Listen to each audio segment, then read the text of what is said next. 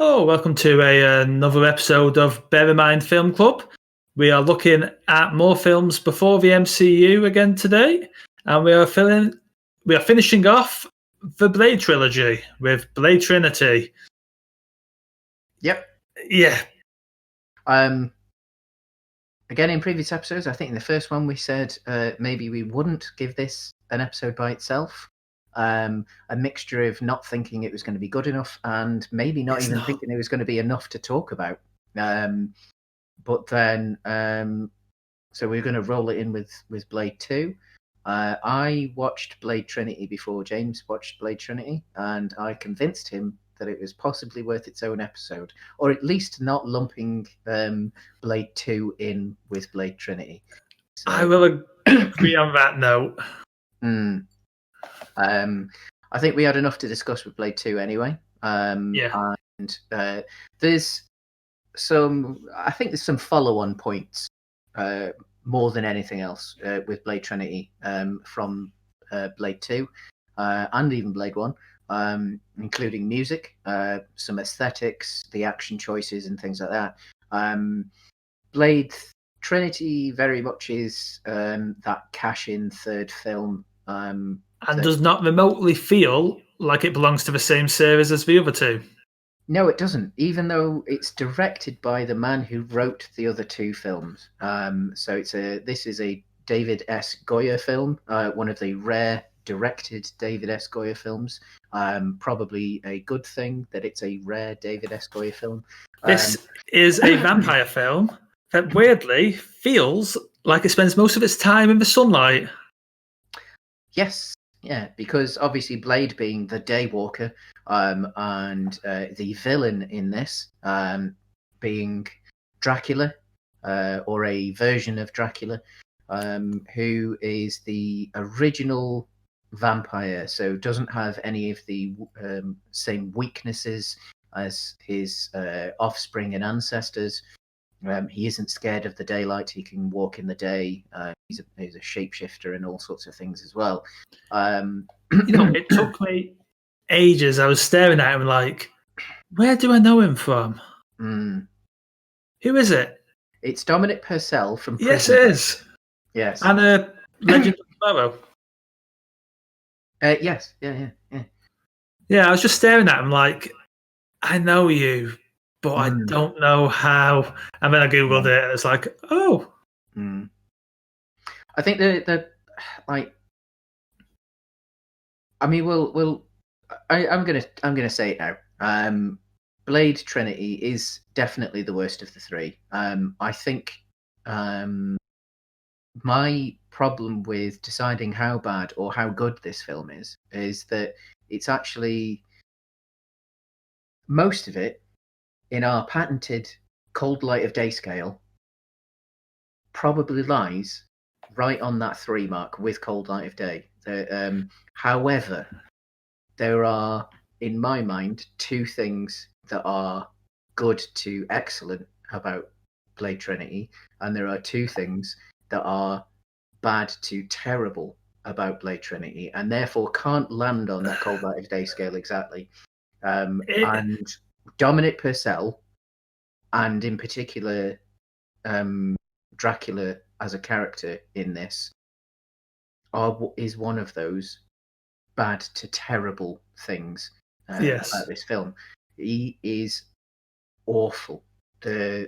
So badly written, really badly directed. I do feel sorry in a way for Dominic Purcell, because obviously since then he's had Prison Break, he's had Legends of Tomorrow. He's shown that he is more than this thing that was in that film. But yeah, he very much it didn't need to be Dracula.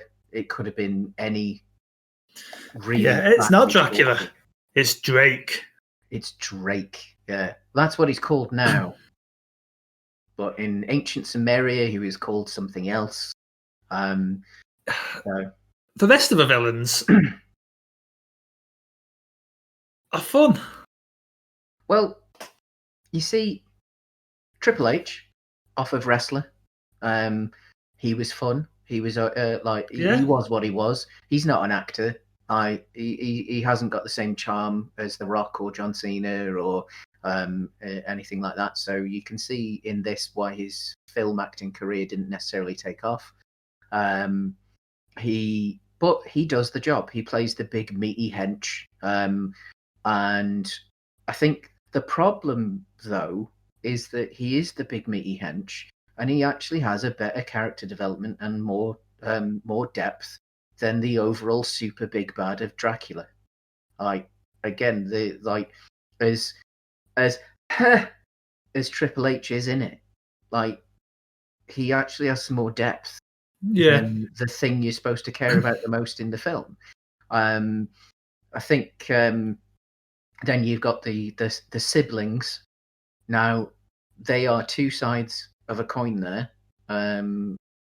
Parker Posey doing what Parker Posey does and being absolutely incredible. She drags this film from being at best the cold light of day to being at times something much, much, much better. She is superb. I disagree. I don't think she drags for film anywhere, but the scenes with her in are more sufferable. Well, yeah, I mean, her scenes, we'll say that. She doesn't necessarily manage to drag the whole film, but her scenes feel like they're in a much, much better film than everything else that's in it. She seems to be the exception where Dave Goyer, as the really quite bad director that he is, doesn't seem to manage to infect Parker Posey with his lack of quality. She completely steals everything. The actor who plays her brother, though, might as well not be there. And again, a very good I forget he is there at several points. Exactly. There's a lot of redundant characters in this film, and I think this is where Goyer, as a writer-director, shows his weakness as a writer because he hasn't got someone to tell him no. Whereas obviously in the previous two films, Goyer was just a writer, and then the director would have taken that script and manipulated it, potentially shed some characters here and there. But there's more than enough redundant characters in this one, and there aren't even as many characters as there were in Blade 2. And yet, just don't serve a purpose. And yet, the Parker Posey's brother literally has no point in being there at all. You could remove him completely, and it wouldn't make a difference. You only need Parker Posey and Triple H, and then that's fine. That's done. I guess you'd get less incest jokes. I mean, there isn't even incest, properly incest jokes. There's one or two, but I mean, it's also well established that she was in a relationship with Ryan Reynolds' character, which brings me to the good guys. It brings us to the good guys, but it also brings me to the second of the good to terrible things in this film. This, a bit like Superman 3, is very much... Superman 3 was the Richard Pryor film where Superman was a special guest. This is definitely a Ryan Reynolds film with Blade as a special guest. And he's not even in it that much, though. Who, Ryan Reynolds? Yeah. He's in it more than enough. He has as much screen time as Blade. It didn't feel like that to me. He has nearly as much screen time as Blade, from what I remember. Because from what I remember, Snipes didn't necessarily want to do this film, and his amount of dialogue in this. I mean, Blade doesn't speak a lot anyway, but the amount of dialogue in this that Wesley Snipes actually has to deliver is smaller than. Snipes very much comes across as a man who does not want to be there. Yep. I think this was also potentially the last thing he did before he went to prison for tax avoidance. So he very much was superfluous to this to this film. He this film is obviously trying to set up a future franchise about Ryan Reynolds' character and Hannibal King character, Hannibal King and Jessica Biel's character, the daughter of Whistler. I didn't mind Jessica Biel in this, actually. Jessica Biel was all right. Yeah. And to be honest, like, Ryan Reynolds just did Ryan Reynolds, but I think it was the wrong... It just didn't work in this film. It also, again, felt like it was... like, because obviously it was an early Ryan Reynolds in an action film thing. This was the first, like, there was quite a lot of talk of how much he bulked up and slimmed down and, like, what we now think of what Chris Pratt did. This is a proto version of what we now think of Ryan Reynolds in, say, Deadpool or something. And again, badly directed, badly written. It was Ryan Reynolds delivering things as well as he possibly could. But the whole script's terrible. Yeah, yeah, go on then. Yeah. But I think as dull and like one-dimensional as Dracula is, Ryan Reynolds overacting in this is so far to the other end that it's just as bad as Dracula. It's one of the two things that I thought was terrible in this film. It's a really weirdly paced film. Yeah. It takes about 40 minutes to start. I mean, I don't have a problem with that. Like, I don't have a problem with films that do that. If it's paced well to match that, but it's not. Yeah, I mean, obviously my favourite film ever is Superman the movie, and there's that takes about 2 hours to start. It's an hour. Like, it's a 2 hour and 20-minute film, and to actually get to Metropolis, it's pretty much on the hour mark. But it takes an hour to make you fully appreciate what's going on and understand Clark and this, that, and the other. And it's fine. You know, before you see the S at all, it's on his suit. Whereas it's like takes 40 minutes to establish the police don't like Blade. Mm. They're going to arrest him. Yeah. And then Reynolds shows up. I think there's some odd choices in it as well. Like, I really didn't like when the police do arrest him, because suddenly, like, Whistler just turned into an absolute madman, because he went from being a man who's trying to kill vampires to a blatant terrorist. Yeah. Who didn't care about killing as many police as possible. Like, because Whistler didn't need to do that. Yes, a lot of these police possibly are in with the vampires, but Whistler didn't, like, not all, he didn't know that all of them were. The film does kind of sell the idea that near enough everyone is in with the vampires.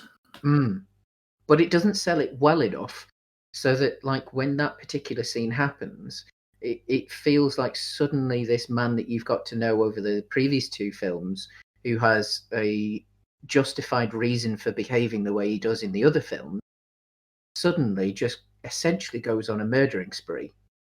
Of course, he dies in the process, but like he just suddenly goes on a murdering spree, followed by Blade foreshadowing the great no in Revenge of the Sith with a go on. It's an awful no. It's an awful no. But what's really weird is it doesn't leave it there. No. He does another one later on. Well, no, he insists Jessica Biel's character does one. Like, her friends have been killed. She's upset and he's just there in the background going, use it. Use it. Use it. Until she screams. Yeah. Film's bad. It's just so bad. Really odd. Really, really odd, yeah. Again, we watched the unrated version that's on Amazon, because for some reason there is another version listed on Amazon. It's the UK, but you can't watch it. You can only watch the trailer for it. Can you not rent it? Nope. Oh. Can't rent.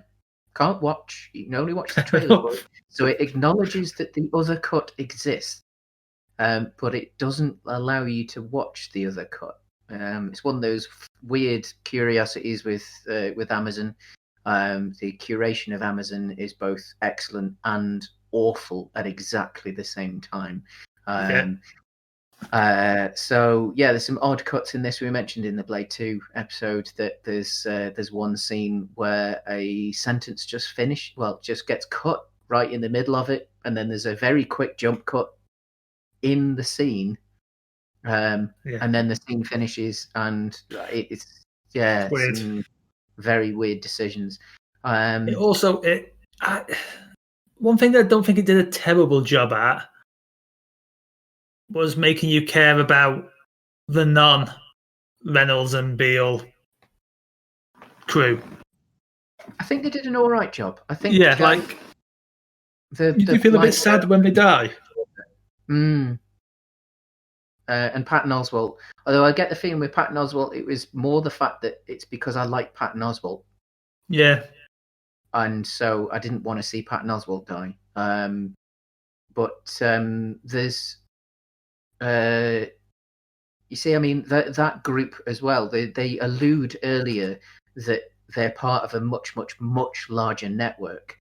And then you do see some of that larger network later on when a European character turns up and goes, "I'll be your driver tonight." Yeah. And then does some tech stuff because Blind Lady's died. And then that's it. That's all you see. I did like the Blind Lady as a character. Yeah, I like the Blind Lady, but I didn't like the European guy because he again seemed just random.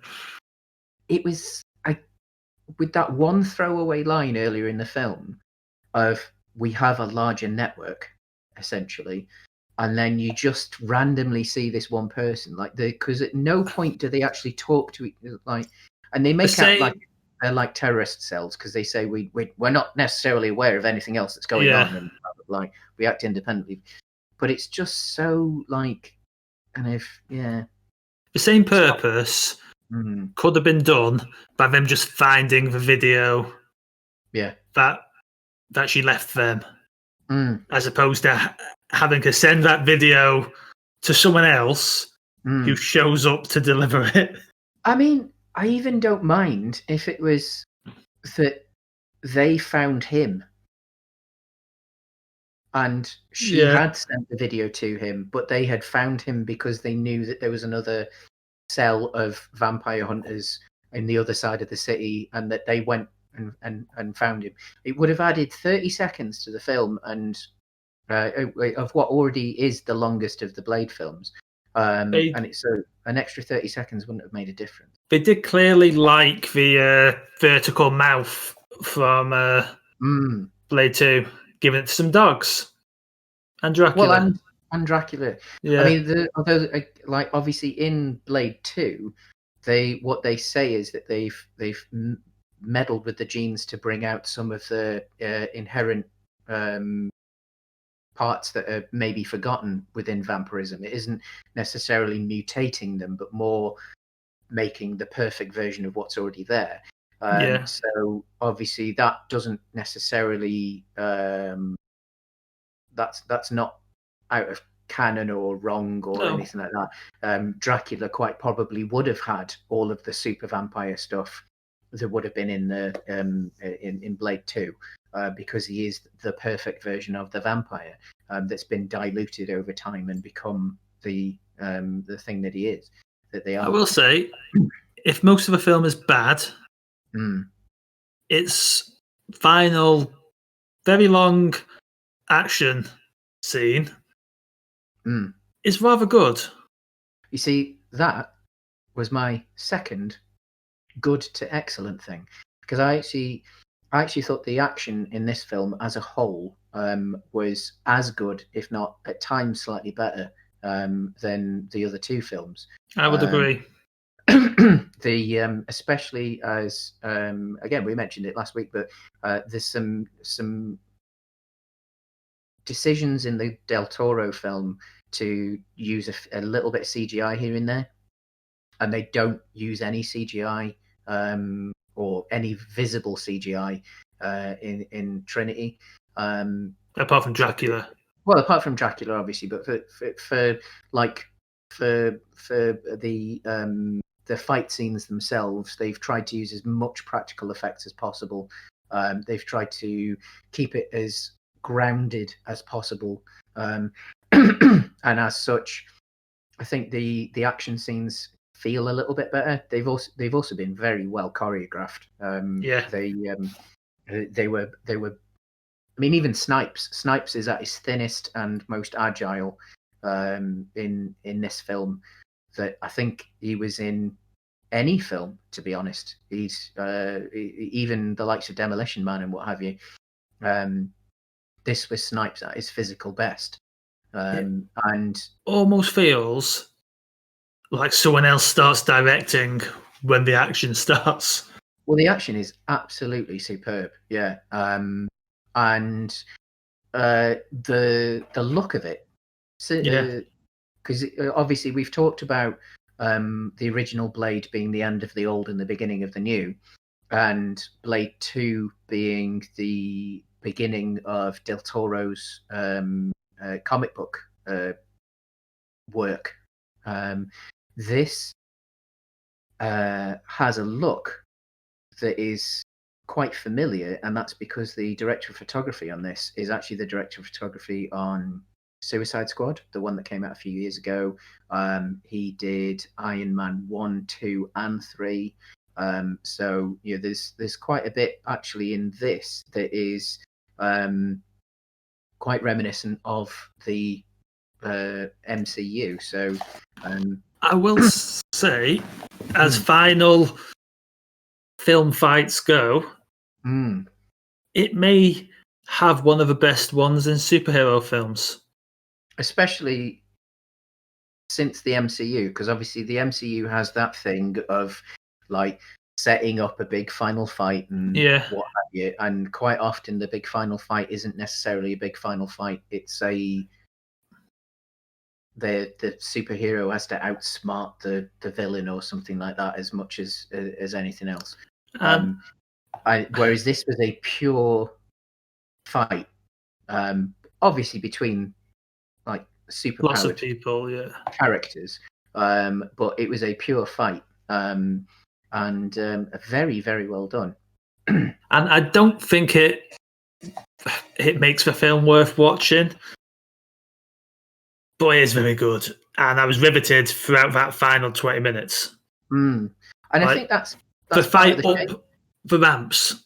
It's just good. Very, very good, yeah. And I think that again, that's part of the shame, really. That like this is definitely action-wise the best of the Blade films. It just needed the character that the other two Blade films had.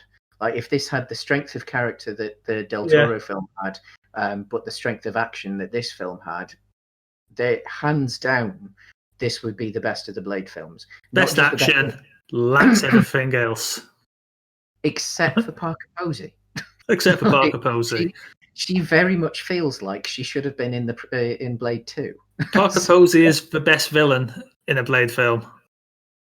I'll take that. Yeah. Yeah. I promised I would read Blade's first appearance. Yep. Tomb of the Dracula. Yeah. Number 10, yeah. It's good. Which does appear in... not that issue. Isn't it's not actually Blade's... It's an issue of Tomb of Dracula, but it's not... but yeah, has Blade fighting Dracula on a boat. He's almost the antagonist because Dracula's the protagonist for that book. Yeah, well, I mean, he's the focus, I suppose. Yeah, it was good. Yeah. So, on our patented scale, then. I've really struggled with this because, as we've said before, The Cold Light of Day lands exactly on a 3 because it is the most average film. There is nothing wrong, and there is also nothing right in that film. It just is. And whereas I've said obviously that I think there are two good to excellent things in this film, and there are also two bad to terrible things in this film. And for me, everything else actually just everything else does sit quite solidly in the middle for me. So finding where to put this is quite hard. I know where I'm putting it. Where are you going? I'm giving it a solid 2 out of 5. A solid 2 out of 5. I don't think it's a couple of good points do anything to make the film any more watchable than more than 20 minutes. Yeah. It is a bad film. Yeah, I think that's the thing. That, like, if the bad points weren't as bad and it still had Parker Posey in the quality of action, then I'd almost be tempted with like a 3.2.